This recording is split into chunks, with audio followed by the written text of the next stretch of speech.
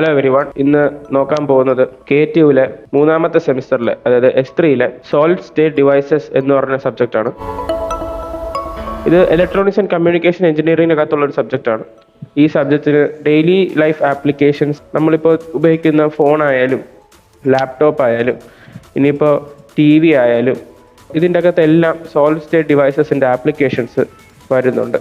ഇപ്പം ഡെയിലി ലൈഫിൽ ഉപയോഗിക്കുന്ന എല്ലാ കാര്യത്തിനും ഒരുവിധം ബാറ്ററീസോ അല്ലെങ്കിൽ അതിൻ്റെ അകത്തുള്ള ചിപ്പ് ഉണ്ടാക്കുന്നതോ ഇതിൻ്റെ മാനുഫാക്ചറിങ് പ്രോസസ്സിനോ അതിൻ്റെ മിക്കതിലും നമുക്ക് സോളിഡ് സ്റ്റേറ്റ് ഡിവൈസസിൻ്റെ ആപ്ലിക്കേഷൻസ് വരുന്നതായിരിക്കും.